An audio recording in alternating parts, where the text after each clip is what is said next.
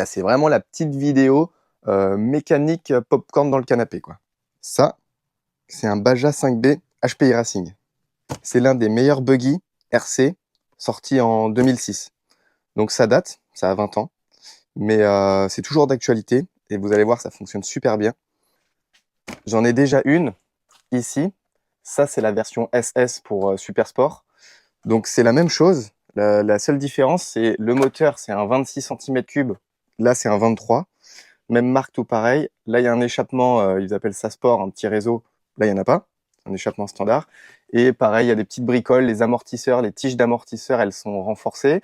Et le différentiel, je crois qu'il y a des noix en aluminium et là, c'est du plastique. Mais à part ça, c'est tout pareil. Sauf que ça, c'est la version 1, la V1.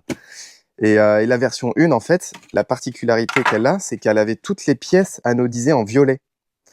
Et aujourd'hui, ça se fait plus du tout, évidemment, et surtout, ça ne se trouve plus. T'as plein de pièces, le châssis, c'est introuvable. Ça vaut une fortune. Quand j'en ai déjà vu à vendre, mais c'est introuvable. Ça, c'est des carrosseries de V1, c'est introuvable maintenant. Les pneus Dirtbuster, bah, ça, c'est des pneus d'origine, avec les petits picots. On voit que oh ouais, ça a 15-20 ans, tu m'étonnes. Ça, je vais faire 2 axles, ça va partir en miettes. Bon, bah, les pneus, ça a l'air plutôt en bon état. Ouais. Ça, c'est tout l'arceau. La plus belle pièce du puzzle. Putain, il a rouillé un peu, lui. Hein. Il est pas très beau. Hein. Montre-moi sa petite jupette. Bon, je sais pas si tu vois, mais le moteur, globalement, on voit qu'il est assez en bon état. Ah, les petits sachets comme ça, j'adore les sachets. Et vraiment, c'est compliqué de trouver ces pièces-là aujourd'hui. Alors, il y en a plein qui détestent. Pour moi, ça fait partie des plus beaux. Ah, le fameux tronc. Le châssis, il est en super bon état. Enfin, des châssis comme ça violets, ça ne se trouve plus. C'est introuvable. Du coup, on va commencer par le démontage du moteur. L'embrayage, alors oui, ok. Oui, il est un peu rouillé. Mais je vais pas y toucher parce que les garnitures, elles sont bonnes. On va retrouver des 1000 pattes là-dedans. Le carburateur, je vais changer toutes les membranes parce que j'ai un kit de membrane neuf. On va commencer par enlever le carbu. Des fois, on est surpris. Hein. Oh, la tête du carbu. Ah la vache. Putain, il a rouillé. Hein.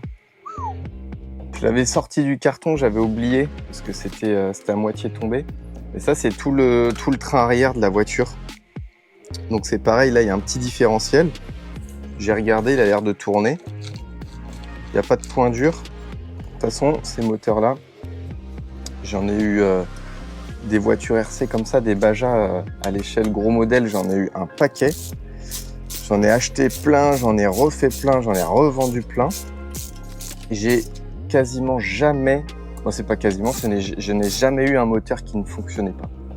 Des fois, les trucs, ils n'avaient pas tourné depuis 15 ans, ils étaient dans une grange à l'humidité. Franchement, tu démontes le carbu, tu mets de l'essence, tu mets 3 coups de tirette, ça part. C'est des petits moteurs de débroussailleuse. Hein. Oh la vache. Oh. Alors, là, l'allumage. Ah ouais, la vache. Oh. Comment il est corrodé, le carter. Wow. L'allumage, il a pas l'air de... Il y a un petit peu de rouille ici. Ouais, il y a de l'allumage. Ok, ça allume. Ça, c'est plutôt une bonne nouvelle. Ça, c'est la boîte de caviar. Ça, c'est le Graal. Oh, incroyable. Carbu, triangle, mousse, cerveau, lanceur, petit flacon d'huile d'origine HPI. Là, donc, j'avais acheté... Ça, c'est de la pièce que j'avais en rab. J'espère que c'est le bon. Ça me paraît pas aligné.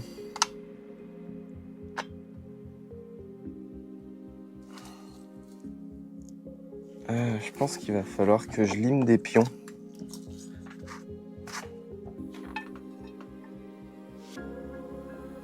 Je pense que ça, c'est un carter pour un 30 cm3. Et là, on le monte sur un 23, donc c'est tout pareil, mais il faut juste limer les pions.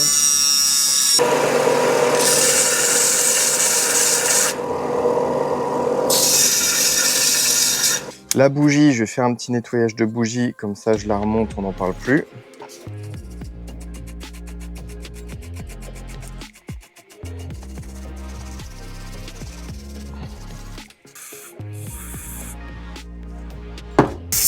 Là, on fait les choses bien. Tu mets une petite noisette de graisse sur les filets de la bougie. Voilà. Alors là, les puristes, ils vont dire, oui, c'est de la graisse cuivrée qu'il faut mettre. Ouais, mais là, j'en ai pas, et c'est de la barre d'à haute température, et ça fera la rue Michel.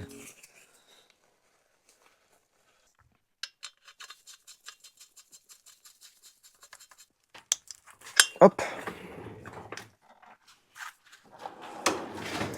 Donc la marque HPI Racing, ils avaient remporté beaucoup de courses avec dans plein de catégories différentes.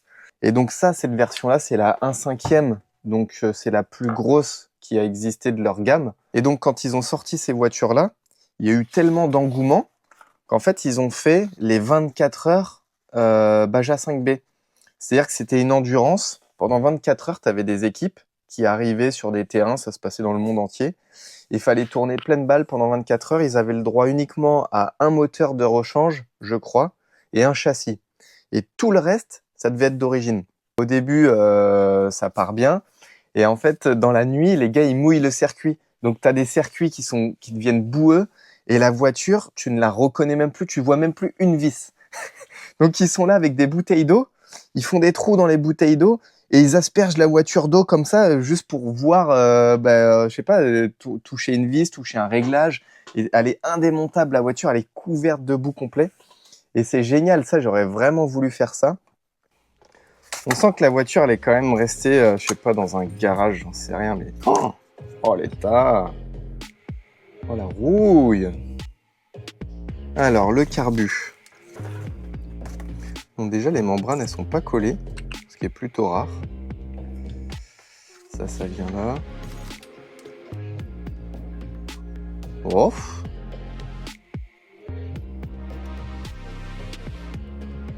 Bon, la membrane, on dirait une chips.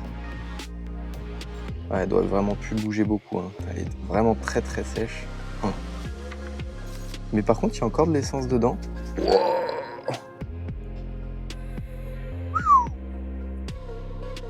Ouais, c'est quand même pas très beau. Hein. C'est quand même pas très beau.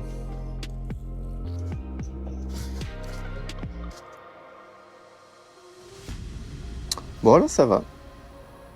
Ce côté-là, c'est plutôt propre. Tu vois, ça, c'est le bac à ultrasons du pauvre.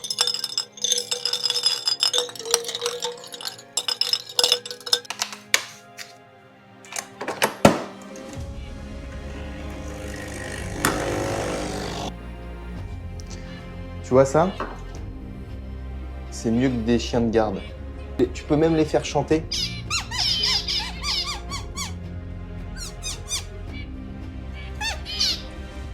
Gasket for Valbro.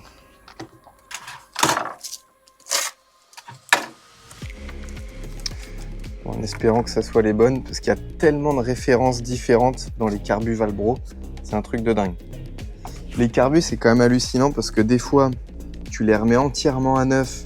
T'achètes les pochettes de joints Valbro, la marque Valbro. Tu payes ça une fortune. Ça marche pas. Des fois, tu touches à rien. Tu sors le carbu comme une vieille chips d'il y a 20 ans et ça marche nickel. Là, je ressors mon carbu de la machine à ultrasons.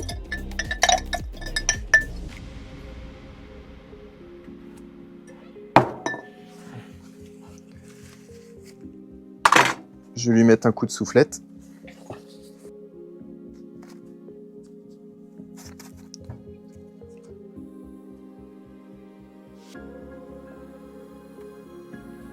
Moi, j'ai une théorie, c'est que quand tu as tellement de pièces qui peuvent ne pas fonctionner correctement que tu peux avoir tellement de prises d'air à droite à gauche, c'est compliqué quand même. Voilà. Là, je vais remettre la petite bulle.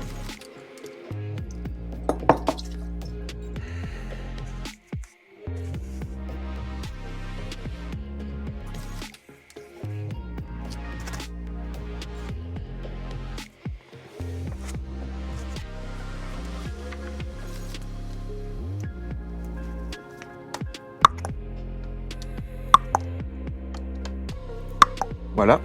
Tu vois, au bruit là, je peux te dire que ça va marcher à merveille. Ah oui, Ré mineur. Ouais. Ok. On verra la réanimation, ce que ça va donner. Parce que je dis ça, mais ça se trouve, le moteur, il va pas tourner. Hein. Je viens toujours graisser le joint ici pour que ça soit parfaitement étanche. Sur une voiture thermique, surtout comment nous, on les utilise, si tu as le malheur, parce que nous, on roule dans le sable, si tu as le malheur d'avoir du sable qui rentre dans le carbu, autant te dire que ça te fait des miel pops. Le réservoir, ça tient. En fait, ce que j'adore dans cette voiture, c'est que tout tient par des petits clips comme ça, avec des goupilles. Regarde, t'enlèves 3 goupilles, le réservoir, il est plus là. Ça, c'est pareil. Hop, t'enlèves tes 4 clips. Voilà.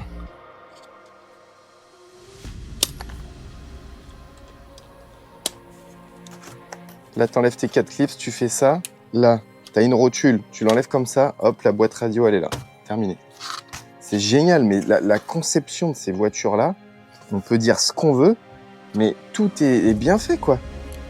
Ah oui, d'ailleurs, tiens, on va regarder s'il y a une batterie là-dedans. Une bonne batterie d'il y a 20 ans. Ouh!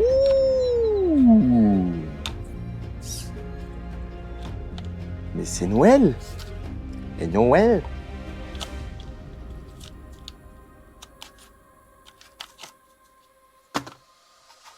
Eh, d'origine.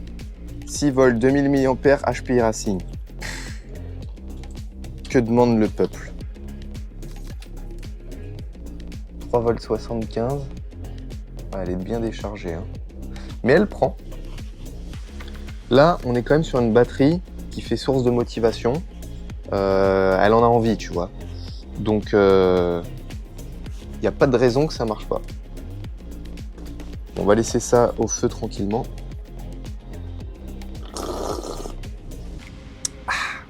Je sais pas du tout ce qu'il a collé, le gars. Il y a des espèces de chewing-gum avec du marshmallow, là. Qu'est-ce qu'il a été nous bricoler, Maurice, là? C'est chelou, ça. Bon, je vais faire un gros nettoyage du châssis. Là, je vais démonter les 4 vis. Alors ça, des fois, ça foire. Et quand ça foire, c'est la merde. Je démonte les 4 vis. Je retire l'avant. Je nettoie le châssis. Oh non. Me dis pas qu'elle va foirer, celle-là. Oh putain. Ça sent pas bon. Oh non, 2 qui vont foirer. C'est parti pour le foirage numéro 2. Ok, voilà, tu noteras un bon gros foirage.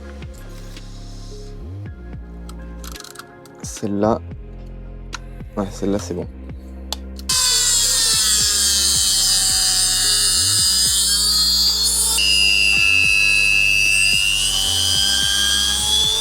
J'espère que tu vas vouloir en jouer, ma cocotte. Oh.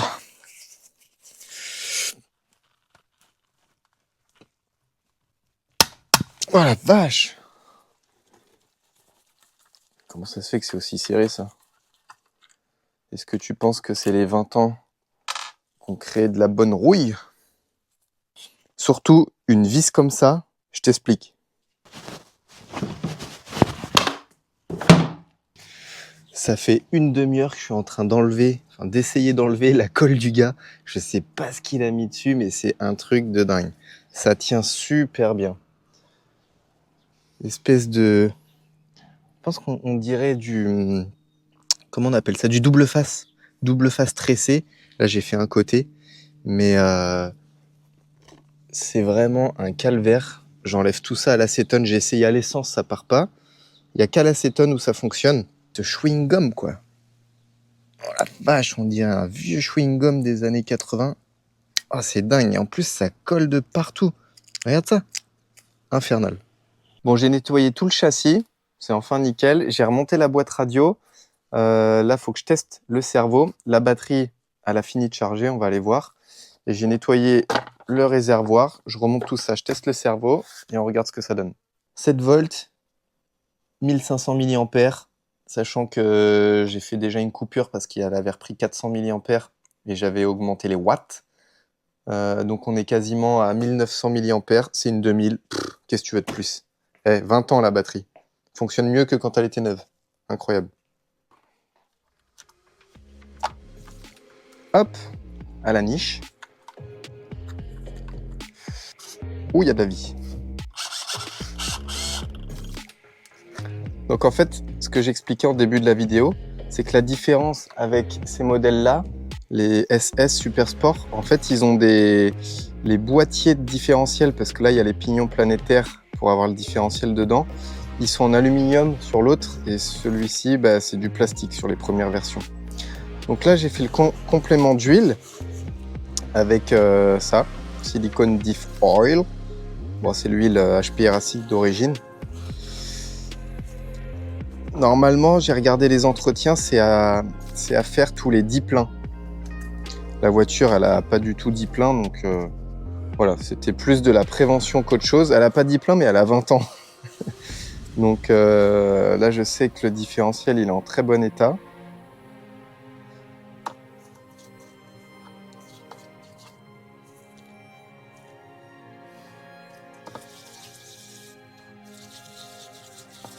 Je me souviens déjà plus du sens. Pourtant, je l'ai démonté il y a très longtemps, hein. Il y a au moins 5 minutes.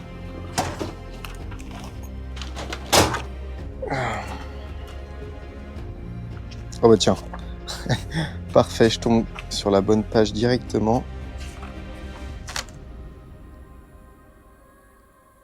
Il vient comme ça. Donc ça vient comme ça. Ça, il faut pas oublier.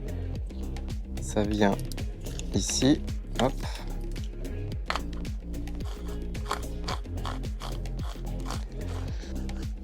Ça croustille pas.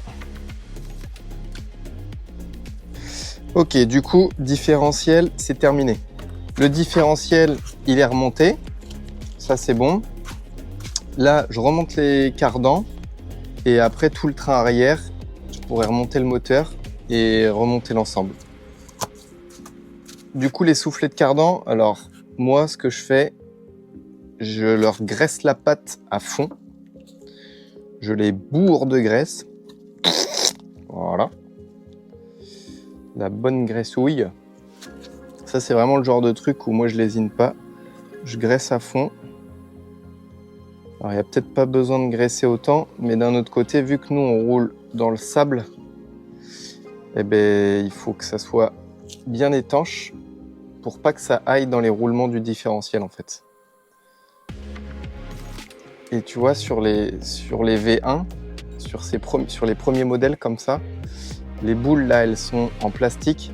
Et sur les SS, sur les versions plus récentes ou sport, c'est en acier. Et ça pète comme du verre, ces trucs-là. Là.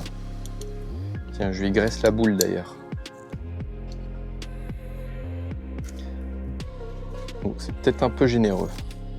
Oh! Quoique, c'est peut-être un peu généreux, mais tout rentre. Voilà.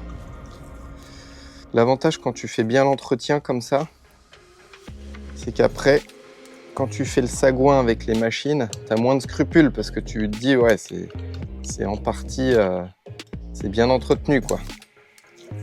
Enfin, c'est comme ça que moi je vois les choses. Du coup, là, je vais installer le moteur sur le châssis. Donc, j'ai préparé les vis. On va mettre du frein filet. Oh. Oh, magnifique. L'installation du moteur, c'est l'une des plus belles choses.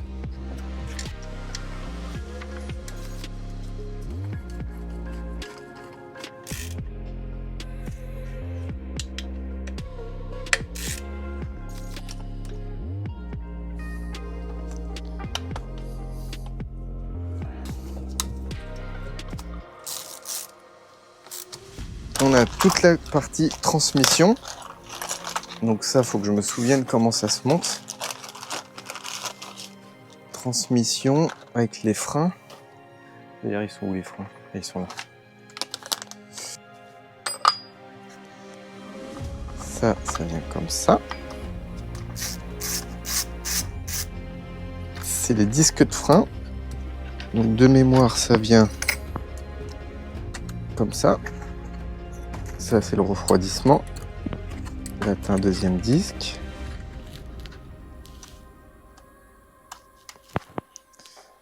Après, tu as les mâchoires de frein.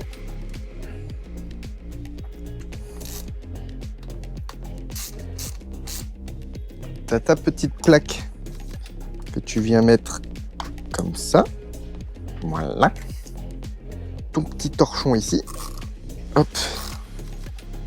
Voilà, et là tu serres, mais pas très fort, parce qu'après tu allonges la vis, et dès qu'il y a une faiblesse, bah, ça vient péter ici. Ok. Voilà, donc ça, toute la partie transmission, c'est remonté. Oh, le petit cache avec le stickers. Oh. J'en rêve.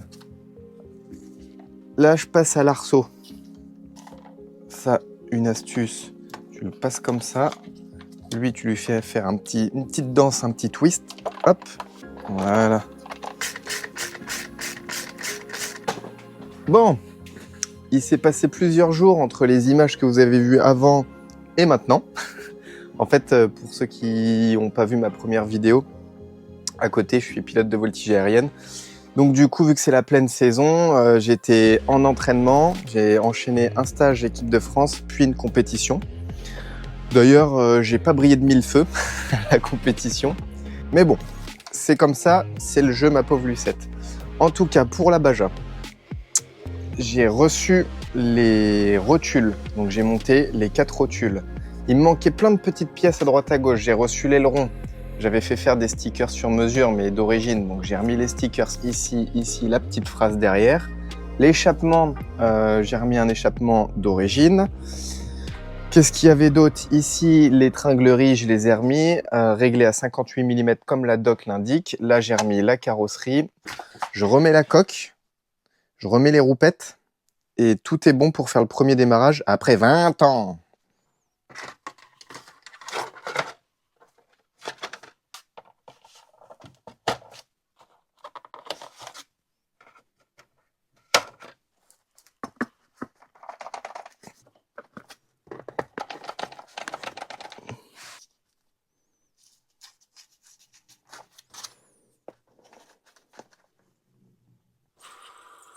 Et voilà le travail.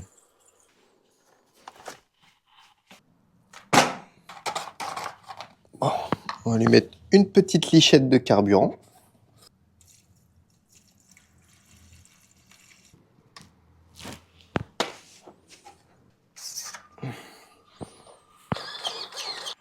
Alors, le starter. Oui. Ça sonne comme un carbu qui n'a pas vu d'essence depuis 15 ans. T'entends ça?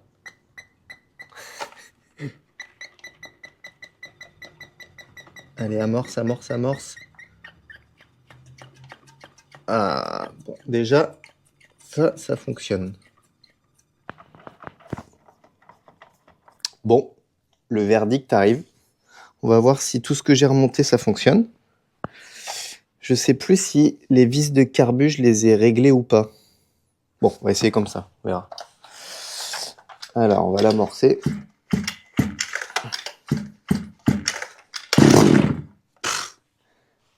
Je promets que j'ai pas démarré la voiture avant. Un coup de tirette. On enlève le starter. Et là, normalement, c'est 2 coups de tirette et ça part. Incroyable.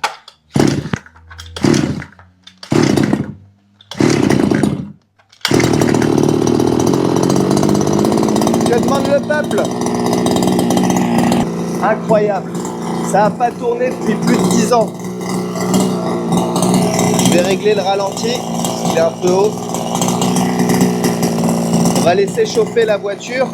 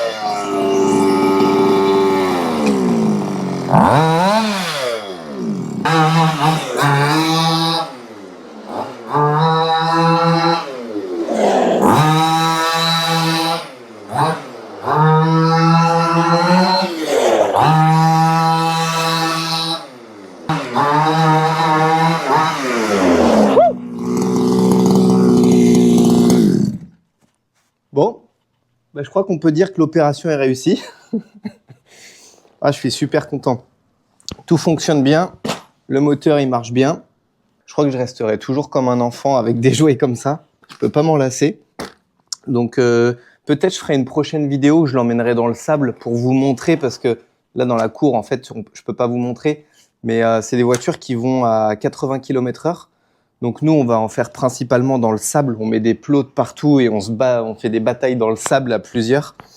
En tout cas, j'espère que cette petite vidéo remontage de voiture RC, ça vous a plu. Alors pour ceux qui n'ont pas vu mes premières vidéos, j'ai ouvert un petit jeu concours pour le lancement de ma chaîne YouTube. Donc je fais gagner 3 petites maquettes. Donc il y aura 3 gagnants.